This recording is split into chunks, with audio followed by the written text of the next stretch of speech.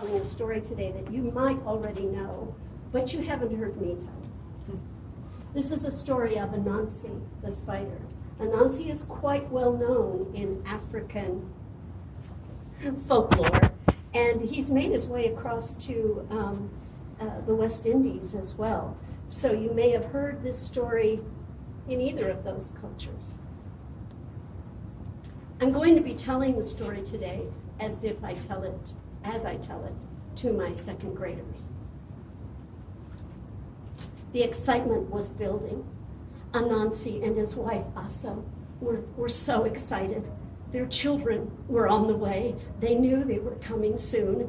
They were talking about names. What would they name their children? They were so excited. Well, the day came. Day came and the eggs hatched, and the spiders made their way up to their parents. And Anansi was thinking of a name when the young spider looked him right in the eye and said, "My name is Sea Trouble."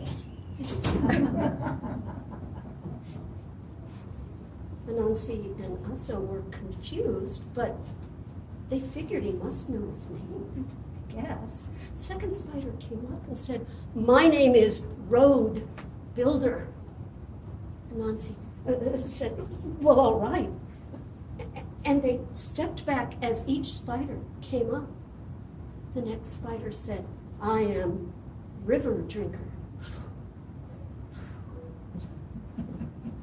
And next came Animal Skinner.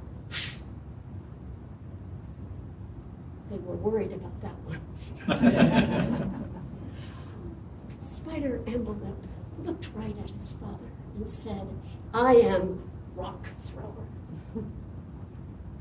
And the final spider, this nice fluffy little spider, crawled up to his parents and said, "I'm Cushion." Now Anansi thought that was a very strange name, but he figured the spider knew what his name was. Well, they lived quite happily for a time. One day, Anansi was out far away from home, and he saw something shiny. Scurried over to it, and he saw this shiny disc just right by the edge of a lake. Well, he came closer and closer and closer, and as he reached for this beautiful shiny disc, he fell into the lake. Ugh! Spiders and lakes don't match up very well. And suddenly, he was swallowed by a giant fish. Far away from home, in the belly of a fish in a lake. He didn't know what he was going to do. But back at home, of course, Sea Trouble saw that he was in trouble and said, I see our father Anansi. He's in the belly of a fish."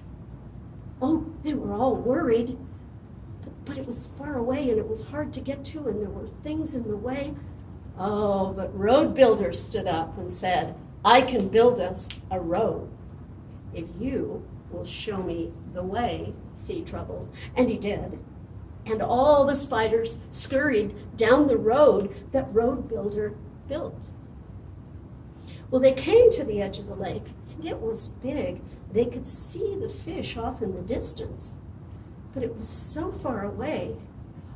Oh, suddenly, River Drinker thought, I know what I'll do. I'll drink all the water in the lake." So he did, until there was just a big fish flopping in the mud at the bottom of this dry lake bed. They scurried through the mud out to the big fish. They could hear Anansi's cries for help inside.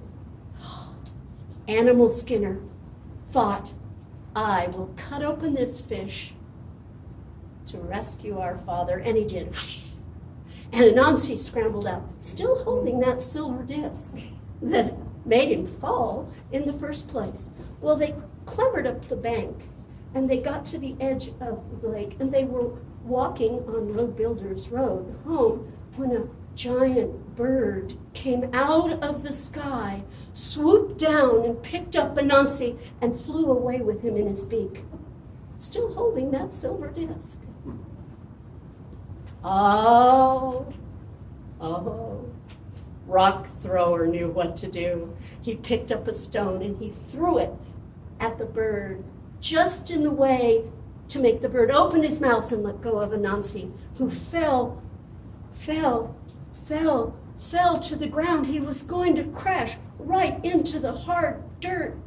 Oh, but Cushion ran right under him, just in time for Anansi to land safely on his soft, fluffy son. Well, they walked on home and everyone was happy. Asa was happy to see them. Anansi wanted to give that silver disc to the son that had helped him the most. And he thought about what each of them had done. And he couldn't decide which one had done the most to save him. He had to be found. They had to get there. They had to get rid of the water. They had to cut open the fish. He had to throw that rock. And, of course, Cushion made for a safe landing. He troubled about it all day. And in the night, he looked up to Naomi, the sky god, and he said, "Which son should get this beautiful silver disc?" Naomi the wise said, "We'll place that silver disc in the sky each night so that everybody can enjoy it. And if you go out tonight, you may see it too."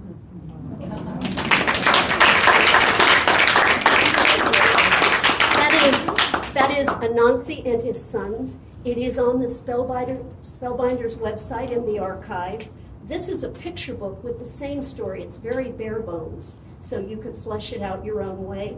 And Anansi, Nan in Ashanti language means spin, and that's how they got the name Anansi, from Virginia Hamilton's Tricksters.